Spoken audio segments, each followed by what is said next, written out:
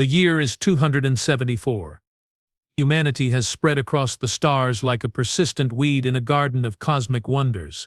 In the outer rim of the Andromeda Galaxy, the research vessel Odyssey drifts silently in the void. Its hull scarred from countless encounters with phenomena that should have torn it apart. Captain Eva Rostova stands before the observation deck, her weathered face reflected in the transparent aluminum that separates her from the infinite darkness. The stars outside seem to bend and twist unnaturally at the edge of her vision, a subtle but constant reminder that they're approaching the gravitational anomaly designated as Event Horizon X7. Status report, she calls out, her voice carrying the weight of command honed through 3 decades of service. Commander James Nikamura approaches from behind, his tablet glowing with data streams. All systems nominal, Captain. But the gravitational distortions are increasing. The crew is getting nervous. Rostova nods slowly, her gaze fixed on the distorted starscape. They should be nervous. We're approaching something that shouldn't exist.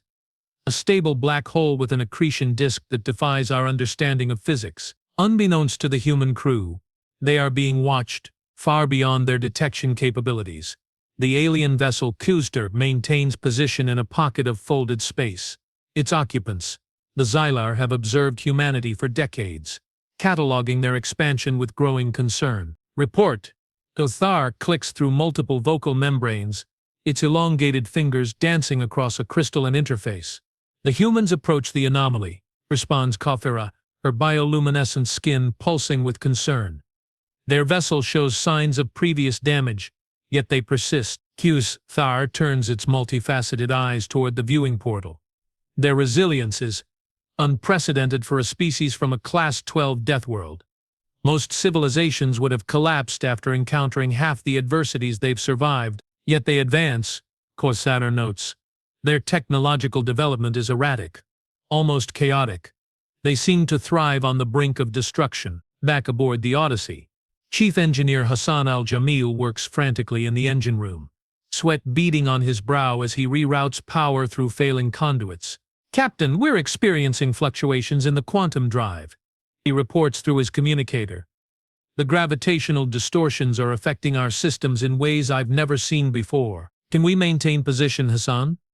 Rostova asks, her voice steady despite the rising tension. Negative, Captain. We're being pulled in. The gravitational field is changing. It's not behaving like any black hole we've documented. On the bridge, Dr. Lena Petrova stares at her sensor readings in disbelief.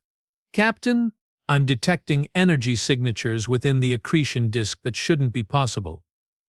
It's almost as if something is controlling the gravitational forces. Rostova's eyes narrow. Controlled by what? I don't know, Petrov admits, her fingers flying across her console. But the patterns suggest intelligence. We're not dealing with a natural phenomenon. The revelation sends a chill through the bridge crew. For years they had believed they were studying an unprecedented but natural cosmic anomaly. Now, faced with the possibility of artificial manipulation, the mission has changed from scientific inquiry to potential first contact with an intelligence capable of manipulating space-time itself. Red alert, Rostova commands. Battle stations. Hassan, I need everything you've got for evasive maneuvers. Lena, continue analyzing those energy patterns. James, prepare the first contact protocols. As the Odyssey's crew scrambles to respond to this new reality, the Xylar observers exchange glances of growing alarm. The humans have detected the manipulation, Kothter states, its tendrils tightening around its console. Their sensors are more advanced than we estimated. Should we intervene? Kostadara asks. They're not prepared for what lies within the event horizon. Kodathar considers this, its multifaceted eyes processing variables too numerous for a human mind to comprehend. No, we must not reveal ourselves. The experiment must continue. What experiment? Kothara presses. The Council never authorized this. Hustar turns to face her, its bioluminescent skin pulsing with an intensity that fills the observation deck with an eerie blue light. The survival test. The humans are being evaluated. If they can withstand what's coming, they may yet prove worthy of joining the galactic community. And if they fail, Kothara whispers. Kothar's response is lost in a sudden burst of energy from the black hole. A wave of gravitational distortion emanates from the anomaly, washing over the Odyssey with devastating force. "Brace for impact," Rostova screams as the ship groans around them, metal screaming in protest. Alarms blare throughout the vessel as systems fail one by one. The artificial gravity flickers, then dies, sending crew members floating in zero-G chaos. On the bridge, consoles explode in showers of sparks, their overload circuits unable to handle the sudden influx of energy. "Hassan, report," Rostova shouts, securing herself to her command chair. "Engines offline. Life support failing. We're being pulled in." His voice crackles through the damaged communication system. "Lena, what's happening to the black hole?" Petrova clings to her console, her face pale despite the emergency lighting. "It's changing shape. The event horizon is fluctuating. It's almost as if it's breathing." The Odyssey continues its inexorable drift toward the cosmic horror before them, its systems failing one by one.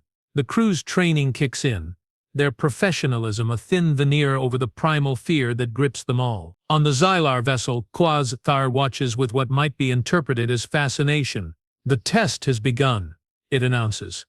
"The humans are now facing the first filter." Thara turns to face her superior, her bioluminescent skin flashing with alarm. "The first filter. But that's designed to eliminate 99.7% of species that encounter it.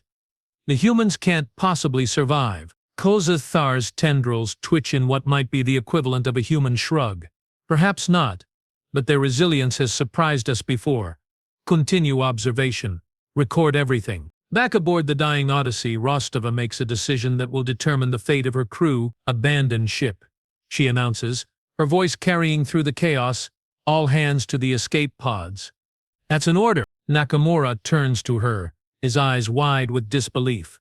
"Captain, the pods won't survive the gravitational forces. We'll be torn apart." "It's our only chance," Rostova insists, unbuckling herself from her chair. "Better to die trying than to do nothing." As the crew struggles toward the escape pods, the black hole before them begins to transform.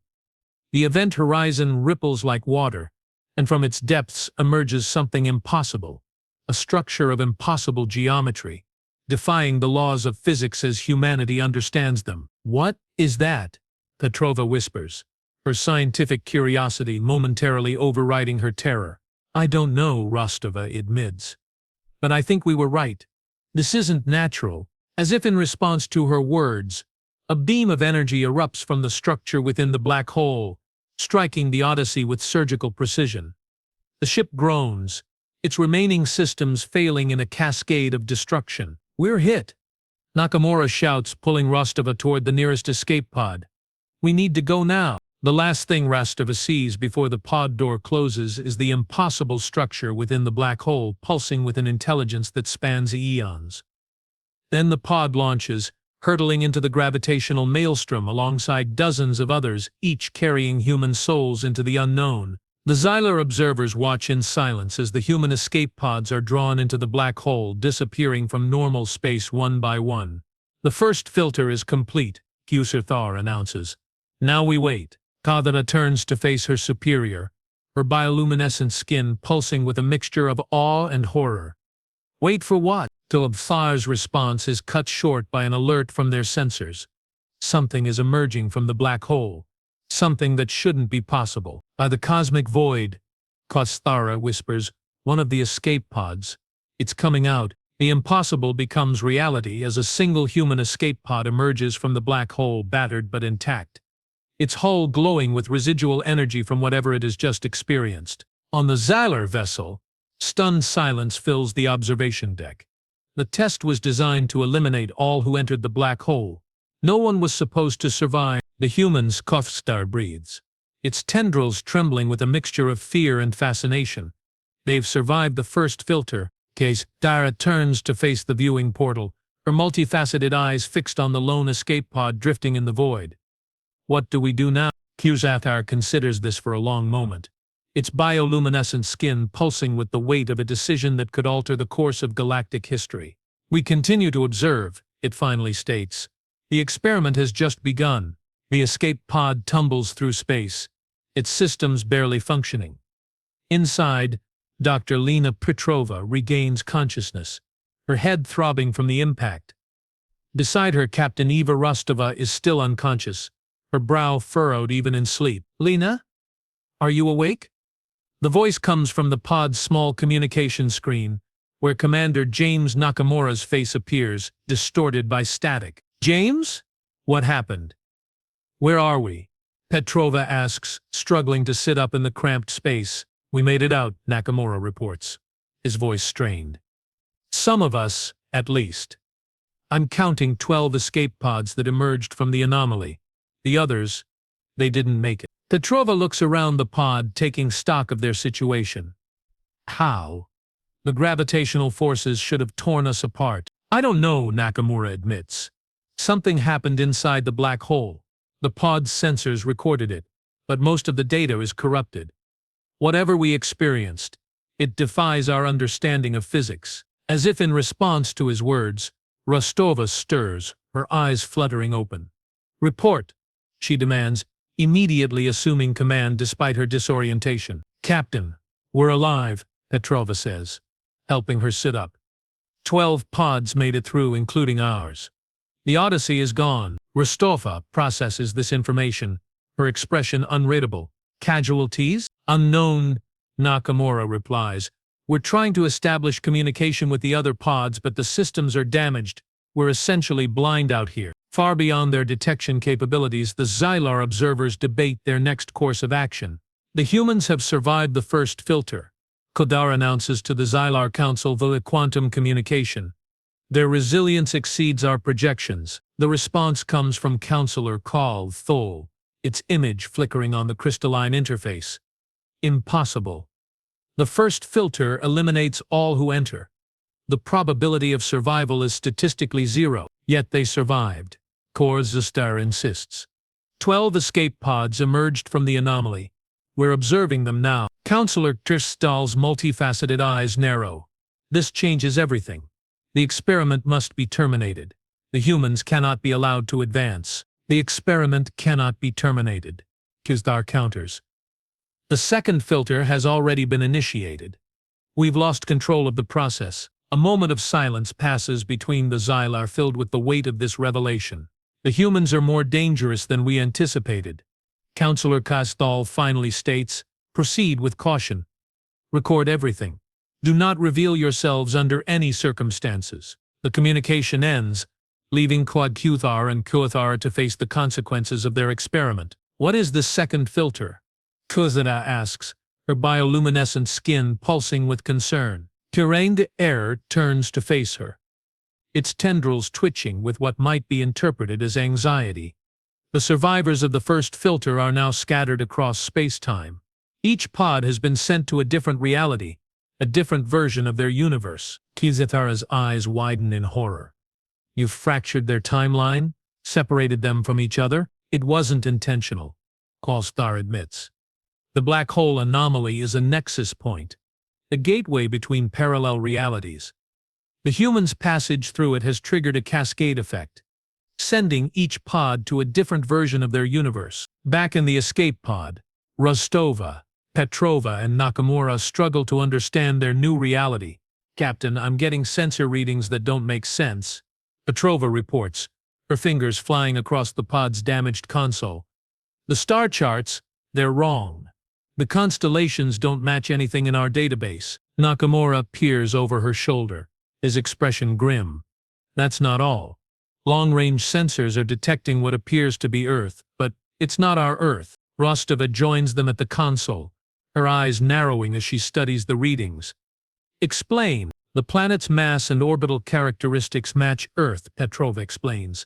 "But the continental configuration is different, and there are signs of artificial structures on the surface, but no energy signatures indicating technological activity. It's as if we're looking at a version of Earth that developed differently," Nakamura adds. "Or perhaps an Earth that was abandoned." Rostova considers this, her mind racing through the possibilities. "The black hole didn't just transport us through space. It sent us through time as well." "To when?" Petrova asks. "Or to where?" Nakamura counters. "A parallel universe." The implications of their situation begin to sink in. They are not just lost in space, they are adrift between realities, cut off from everything they've ever known. We need to find the other pods, Rostova decides. If we're in different realities, we need to understand how this happened and whether we can find our way back. But how? Petrova asks. Our communication systems are damaged, and even if they weren't, they wouldn't work across different realities. There has to be a way, Rostova insists. The fact that we survived means there's something about the anomaly we don't understand.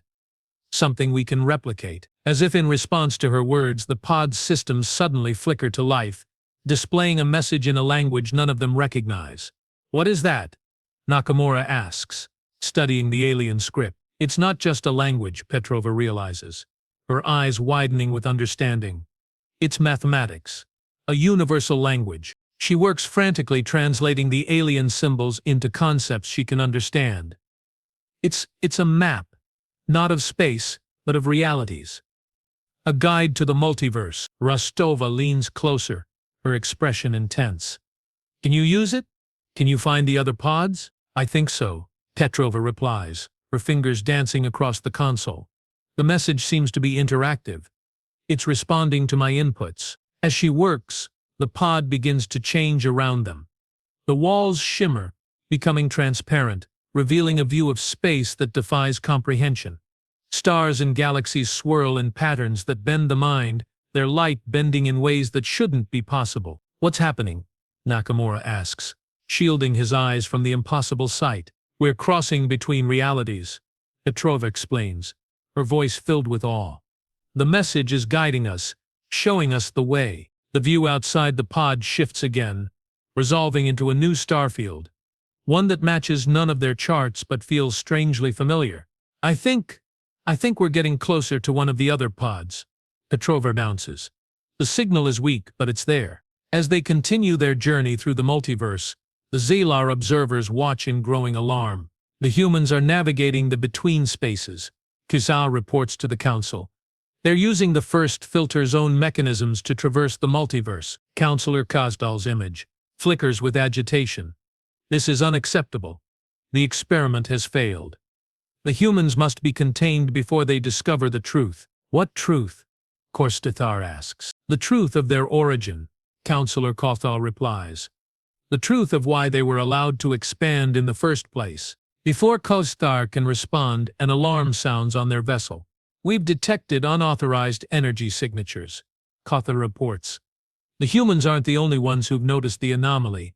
On the screen before them, new ships appear, vessels of a design neither Xylar nor human, their hulls scarred with the marks of countless battles. The Axelos, Kuthar breathes, its tendrils tightening with fear. They've found us. The Axelos? Kothara asks, her bioluminescent skin pulsing with alarm. But they were banished to the void dimensions eons ago. Apparently not, Katar replies. And they've detected the humans' passage through the multiverse. They know someone has breached the first filter. In the human escape pod, Rostova and her crew suddenly find their journey interrupted. We've got company, Nakamura announces, pointing to a new set of blips on the pod's rudimentary sensors. Ships, approaching fast. Identify, Rostova commands. Unknown configuration, Petrova reports, her fingers flying across the console. They're not human, and they don't match any known alien designs in our database. The pod's view screen resolves to show the approaching vessels, massive, intimidating ships of dark metal that seems to absorb light rather than reflect it. Their design is predatory, all sharp angles and weapon ports that bristle with ominous energy. They're hailing us, Nakamura reports. But the message isn't in any language I recognize. Petrova works frantically, attempting to translate the alien communication. It's a warning. They're telling us to surrender or be destroyed. Rostova considers their options, none of which are good. Can we outrun them? Negative, Nakamura replies. They'll be within weapons range in minutes. Then we have no choice, Rostova decides. Respond with a standard first contact message. See how they react. As Petrova prepares the message, the alien ships respond with unexpected aggression. They're firing. Nakamura shouts as energy beams streak toward them. The pod shudders as its defenses activate automatically, barely managing to deflect the incoming fire. The message wasn't a warning, Petrova realizes, her eyes wide with understanding. It was a declaration. They're not just warning us, they're claiming ownership of this space, of this reality, Rostova corrects, her expression grim. They know what's happening. They know we've crossed between universes. The implications of this revelation are staggering. They are not just lost in space. They have stumbled into a conflict that spans multiple realities. A war between cosmic entities whose motivations they can only guess at. We need to find the other pods, Rostova decides. Now, before these aliens capture us. As if in response to her words, the pod systems suddenly respond to her urgency, accelerating beyond their normal capabilities. The message from the first filter, Petrova realizes. It's not just a map, it's a key. It's responding to our need. The pod hurtles through space. The alien ships in pursuit. Outside, reality itself seems to bend and twist as they cross from one universe to another. Their journey guided by forces beyond their understanding. They're still following us. Nakamura reports, his voice strained. Whatever technology they have, it can cross between realities too. We're not alone, Petrova suddenly announces, pointing to a new blip on the sensors. Another escape pod. We're closing in on it. As they approach the other pod, its pilot attempts to evade them, clearly mistaking them for one of the alien pursuers. It's Hassan, Nakamura realizes, recognizing the pod's identification signature. He made it through too. Hassan, it's us! Rostova and Nakamura. Rostova transmits, hoping the message gets through. We're not the enemy. The response comes moments later as Hassan al-Jamil's face appears on their communication screen, his expression a mixture of relief and confusion. Captain, how did you find me? I've been jumping between realities for what feels like days. The anomaly left us a map, Petrova explains, a guide to the multiverse. We're using it to find the other pods. Other pods? Hassan asks. I thought I was the only one who made it through. We've identified 12 so far, Rostova replies. But we're being pursued. Aliens of some kind. They seem to control these realities. Before Hassan can respond, the alien ships appear again, their weapons charging. They found us, Hassan reports. Captain, we need to run. No, Rostova decides, her expression determined. Running won't solve this. We need to understand what's happening. Hassan, can you boost our sensor array? I want to know more about these aliens. Working on it, Hassan replies, his fingers flying across his console. Their energy signatures are complex, almost as if they're powered by the reality itself. As Hassan works, the Xylar observers debate their next move. The Xylos are engaging the humans, Koster reports to the council. They'll be captured or destroyed within the hour. Councillor Kosthel's image flickers with indecision. The experiment was a mistake. The humans were not ready for this knowledge, but they've survived, Kelfer Tartars. They've proven themselves more resilient than we ever imagined. Perhaps they are ready. Ready for what? Kufthera asks. To learn that their entire existence is an experiment, that their expansion across the stars was allowed not because of their own merits, but because we were testing them. The truth hangs in the air between the Xylar, a truth that could shatter humanity's understanding of its place in the cosmos. The humans were placed on Earth, Kistar finally explains to Kistara. Their evolution was guided, their technological development was monitored. All to determine whether a species from a death world could overcome its violent tendencies and join the galactic community. Thera's bioluminescent skin pulses with shock. We've been manipulating them? All this time. It was for their own good, Korsthar insists, and for the good of the galaxy. A species as resilient and adaptable as humans could either be a valuable addition to the community or a destructive force that threatens all life. And which have they become? Korsthara asks. Qisthar turns to face the viewing portal where the human escape pods are attempting to evade the Xylos hunters. That, it replies, is what we're about to find out. The escape pod shudders as another energy blast narrowly misses them. Inside, Rostova, Nakamura, and Petrova work frantically to coordinate with Hassan's pod, their combined efforts barely keeping them ahead of their mysterious pursuers. We can't keep this up much longer, Hassan reports through the communication link. The pod's systems are failing. We need to find a place to hide. Working on it, Petrova replies, her fingers dancing across the console as she manipulates the multiversal map left by the first filter. There's a reality nearby, a pocket dimension that seems to be shielded from normal detection. If we can reach it, we might be able to lose them. Can we survive there? Nakamura asks. If it's shielded, it might be shielded for a reason. It's a risk we'll have to take, Rostova decides.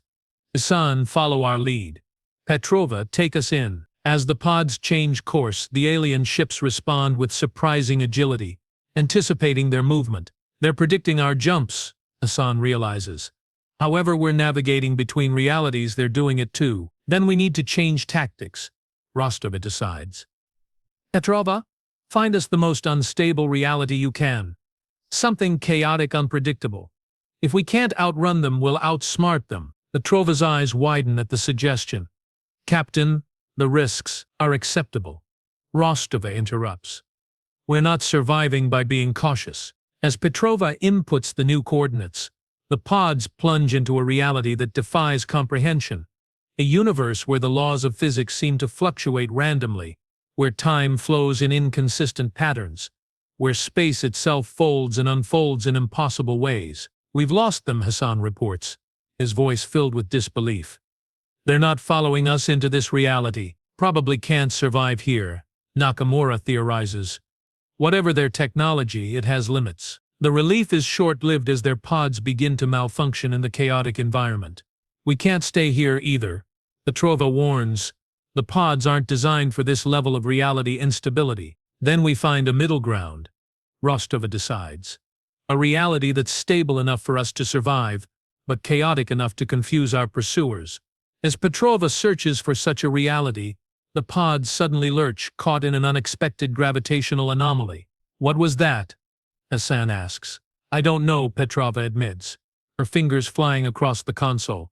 It's like we hit a wall between realities. Before they can recover, another pod appears before them, battered, damaged, but unmistakably human. Another survivor, Nakamura realizes, his voice filled with hope. As they establish communication, a face appears on their screen. Dr. Arist Thorne, the Odyssey's xenolinguist, accompanied by 2 other crew members from the science division. Aris, you made it, Rostova exclaims. Barely, Thorne replies, his expression grim. We've been jumping between realities for what feels like an eternity. The things we've seen. His voice trails off as he notices the approaching alien ships on their sensors. They found you too, he realizes. They seem to be able to track us between realities, Rostov explains. We're trying to find a way to evade them. Thorne considers this, his expression thoughtful. Perhaps we're thinking about this wrong. If they can track us, maybe we can track them. Understand their technology. Their energy signatures are complex, Hassan notes. Almost organic in nature. Organic? Petrova asks, intrigued. As if the ships themselves are alive, Hassan elaborates. Or at least, part of a larger organism. The revelation sends a chill through the human survivors. They are not just being pursued by alien ships. They are being hunted by something far more complex and perhaps more dangerous. We need to understand what we're up against, Rostova decides. Ares, can your team analyze the data we've collected? Maybe there's a pattern we're missing. Working on it, Thorne replies, but we need more time and more data. As if in response to his words, the alien ships suddenly change tactics, surrounding the human pods rather than pursuing them directly. They're hurting us, Nakamura realizes, driving us towards something. On the Xyler vessel, Kozter watches the unfolding scenario with growing alarm. The Ixalos are corralling the humans, it reports to the Council. Driving them toward the second filter, Councillor Kith Fall's image flickers with concern. The humans cannot be allowed to reach the second filter. Not yet. They're not ready. Ready for what? Kauthara asks, her bioluminescent skin pulsing with anxiety. The truth, Koztar replies. The second filter doesn't just test resilience, it reveals origin. If the humans reach it, they'll learn that they're not native to Earth, that they were placed there as part of the experiment. The revelation hangs in the air, stunning in its implications. The humans are colonists, Polzathar whispered. More accurately, test subjects. Korvac Seer, Hilithar clarifies. Their true origins are in a reality far removed from this one.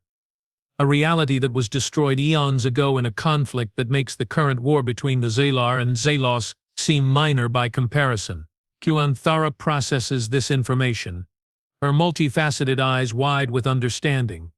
So the experiment was to see if humanity could overcome its violent nature and become worthy of joining the galactic community. Precisely, Kustar confirms. But the Axilos don't want humanity to succeed. They see humans as a threat, a species with the potential to challenge their dominance. And now they're trying to capture the humans before they can prove themselves. Kuthara realizes. Or before they can learn the truth of their origins. Kodev adds. If humanity knew they were once a powerful species that destroyed their own reality, it might change their development in unpredictable ways. Back in the human escape pods, Rostova and her team begin to suspect they're being manipulated. They're not just trying to capture us, Thorne realizes, studying the alien ship's movements. They're guiding us somewhere specific. Where? Rostova asks. I don't know, Thorne admits. But the pattern suggests a destination. Something they want us to reach or something they want to keep us away from. As if in response to his words, the multiversal map left by the first filter suddenly activates, displaying a new destination, one that resonates with an energy signature unlike anything they've encountered before. What is that? Hassan asks, studying the new coordinates. It's calling to us, Petrova realizes, her eyes wide with wonder. The map is responding to something, or someone. Before they can decide whether to follow this new guidance, the alien ships intensify their attack, clearly trying to prevent them from reaching the mysterious destination. They're afraid of something, Nakamura notes. Whatever lies at those coordinates, they don't want us to find it. And that's where we need to go, Rostova decides. All pods, full power. Let's see what they're so afraid of. As the human pods change course, the alien ships respond with desperation, their attacks becoming more ferocious. The pods are damaged, their systems failing, but they press on, driven by curiosity and determination. We're almost there, Petrova announces, her voice strained from the effort of maintaining their course. Whatever it is, it's just ahead. Suddenly space before them tears open, revealing not another reality but something else entirely. A structure of impossible geometry that seems to exist between dimensions, pulsing with an energy that defies human understanding. The second filter, Kustar breathes, watching from the Xylar vessel. The humans have reached it. On board the human pods, the crew stares in awe at the impossible structure before them. What is that place? Hassan whispers. I don't know, Rostova admits, her voice filled with wonder. But it feels familiar, as if we've been here before. As if in response to her words, a figure emerges from the structure, not solid but composed of light and energy, taking a form that is both alien and strangely familiar to the human observers. Greetings, the figure communicates, not through words, but through concepts that directly enter their minds. I have been waiting for you. Who are you? Rostova asks, her voice filled with a mixture of awe and suspicion. I am a guardian, the figure replies. A keeper of truths. And you are survivors. The first in eons to pass the first filter and reach the second. Filter? What are you talking about? Thorne asks. The tests, the figure explains. The challenges designed to determine whether a species is ready to join the greater community of the cosmos, to learn the truth of their existence. Before the figure can elaborate, the alien ships arrive, their weapons charging. The Exelos, the Guardian notes, its form flickering with what might be interpreted as annoyance. They would deny you the truth. Who are the Silos? Nakamura asks. Your hunters? The Guardian replies. Your opponents in a conflict you never knew existed. A species that fears your potential. As the alien ships prepare to fire, the Guardian intervenes, raising a hand that sends waves of energy toward the attackers, temporarily disabling their weapons. This respite will not last, the Guardian announces. You must make a choice. Return to your reality, ignorant of the truth but safe from the conflict, or stay, learn the truth of your origins, and face the consequences. Rostova considers this, her expression thoughtful. What truth? What are you not telling us? The Guardian's form shimmers, resolving into an image that shocks the human survivors to their core, a being that bears a striking resemblance to humans yet clearly more advanced, more evolved. Your species did not originate on Earth, the Guardian reveals. You were placed there, your memories altered, your development guided, all to determine whether you could overcome the violent nature that led to the destruction of your original reality. The revelation hangs in the air, stunning in its implications. We're not from Earth, Atrova whispers. Earth was your cradle but not your birthplace, the Guardian clarifies. Your ancestors were refugees from a reality destroyed by conflict. A conflict they initiated. The experiment was designed to determine whether humanity could learn from its mistakes, whether it could evolve beyond its violent tendencies. The alien ships begin to recover, their weapons systems coming back online. The Exelos fear what humanity might become if it remembers its true potential, the Guardian continues. They fear a species that once destroyed an entire reality might do so again. And you? Rostova asks. What do you want? I want to see the experiment completed, the Guardian replies. I want to see whether humanity can choose a different path than its ancestors. As the alien ships prepare to fire again, Rostova makes a decision that will determine the fate of humanity. We accept the truth, she announces. Whatever it is, whatever the consequences, we choose knowledge over ignorance. The Guardian's form brightens, as if in approval. Then the truth shall be revealed. As if in response to her words, the alien ships suddenly change tactics, not firing on the human pods but on the Guardian itself. They're trying to prevent the revelation, Nakamura realizes. They fear what humanity might become with full knowledge of its origins. Thorn adds. The Guardian raises its hands, creating a barrier of energy that deflects the alien attacks. But the effort clearly strains it, its form flickering and growing dimmer. I cannot hold them off for long, the Guardian communicates. And the revelation requires energy I may not have to spare. Then let us help, Rostova decides. All pods redirect power to the Guardian. Whatever it's about to show us, we need to see it. As the human pods comply, transferring their precious energy reserves to the Guardian, the alien ships intensify their attack, clearly desperate to prevent what's about to happen. You're choosing knowledge over survival, the Guardian notes, its form brightening as it absorbs the human energy. A promising sign. The space around them suddenly transforms, images and concepts flooding their minds. A history of their species that defies their understanding, showing a humanity that once spanned multiple realities, a species of incredible power and technological advancement that ultimately destroyed itself through conflict. The revelation is overwhelming, staggering in its implications. They are not native to Earth, not the product of natural evolution, but the descendants of refugees placed on a primitive planet to see whether they could overcome the violent nature that led to their ancestors' downfall. The experiment was designed to give you a second chance, the Guardian explains, an opportunity to evolve beyond your violent tendencies. In the Axelos? Rostova asks.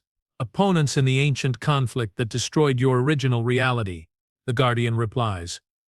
They fear what humanity might become if it remembers its true potential. As the revelation continues, the alien ships suddenly break off their attack, withdrawing as if confronted by something they hadn't anticipated.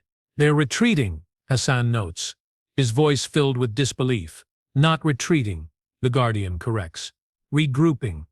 They now know that humanity has begun to remember, that the experiment is entering its final phase. The space around them returns to normal, the Guardian's form dimming as it conserves its remaining energy. What happens now? Nakamura asks. That depends on you, the Guardian replies. You now know the truth of your origins. You can choose to continue the experiment, to prove that humanity has evolved beyond its violent tendencies, or you can attempt to reclaim your former power, to restart the ancient conflict. The choice hangs in the air, heavy with implications for the future of humanity and the cosmos. We choose to continue the experiment, Rostova decides, her voice firm. We choose to prove that humanity can be better than its ancestors. The Guardian's form brightens, as if in approval. A wise choice. But the Xylos will not make it easy. They will continue to hunt you, to prevent humanity from reaching its full potential. Then we'll need allies, Thorn realizes. Others who can help us against the Silos, the Xylar, the Guardian suggests. They who initiated the experiment, they who have watched humanity's development with hope and fear. The Xylar? Rostova asks. Who are they? Your observers, the Guardian replies. Your guides, the ones who placed you on Earth and monitored your progress. As if in response to the Guardian's words, a new ship appears. Unlike the alien hunters, its design elegant, non-threatening, clearly advanced yet not aggressive. The Xylar, Nakamura, whispers. A communication comes through, not in words but in concepts that directly enter their minds, a greeting filled with hope and caution. You have passed the tests, the Xylar communicate. You have proven yourselves worthy of the truth. We have a lot of questions, Rostova replies. And you will have answers, the Xylar respond. But first, we must deal with the Xylos' threat. They will not accept humanity's advancement without conflict. As if in response to this statement, the alien hunters return, their weapons charging, clearly prepared for a final confrontation. The experiment has entered its final phase, the Guardian announces. Humanity must now prove not just its resilience, but its wisdom. Rostova looks at her crew, at the other human survivors scattered across the escape pods, her expression determined. We've faced the impossible and survived, she announces. We've learned the truth of our origins and chosen a better path. Whatever comes next, we face it together. As the Xylar ship moves to position itself between the human pods and the alien hunters, the Guardian's form brightens one last time. The final test begins. It communicates. Humanity's future hangs in the balance. The battle that follows transcends normal space and time, a conflict that rages across multiple realities, with humanity caught in the middle, no longer just test subjects but active participants in a war that spans the cosmos. In the end, it is not superior technology or overwhelming force that determines the outcome, but humanity's unique ability to adapt, to think creatively, to form unexpected alliances, and to sacrifice for the greater good, qualities that the Xylar had hoped to see develop, qualities that the Xylars had feared would emerge. As the alien hunters retreat, defeated but not destroyed, the Xylar approach the human survivors with a new respect. You have proven yourselves worthy, they communicate. The experiment is complete. Humanity has earned its place in the community of cosmic civilizations. Rostova considers this, her expression thoughtful. And what of Earth? Of the humans still there, unaware of the truth? That is for you to decide, the Xylar reply. As full members of the cosmic community, the choice is yours. Share the truth and risk disrupting their development, or allow them to continue in ignorance, their evolution guided from afar. The weight of this decision settles on Rostova and her fellow survivors, a choice that will determine the future of their species. We'll share the truth, Rostova decides. Humanity deserves to know its origins, to make its own choices about its future. The Xylar's response is filled with what might be interpreted as approval. A wise choice, one that proves humanity has indeed evolved beyond its violent tendencies. As the Xylar ship prepares to transport the human survivors back to their original reality, the Guardian's form appears one last time. Remember what you've learned, it communicates. Remember the choice you've made. The future of humanity and of the cosmos depends on it. With these words, the human survivors find themselves transported back, not to the exact moment they left, but to a time shortly after, giving them the opportunity to share what they've learned, to guide humanity's next steps as it takes its place in the larger cosmic community. The story of their journey of the black hole incident that led to humanity's true awakening would become legend, the tale of how a small group of humans faced the impossible and emerged transformed, how they survived the filters designed to test their worthiness, and how they chose knowledge over ignorance, wisdom over power. And in the vast expanse of the cosmos, other species would watch and wait, curious to see what humanity would do with its newfound knowledge, whether it would indeed prove worthy of its second chance, or whether it would ultimately repeat the mistakes of its ancestors. The answer, like the stars themselves, lay in the future, a future that humanity would now face with eyes wide open, aware of its true origins and its potential to shape the destiny of the cosmos.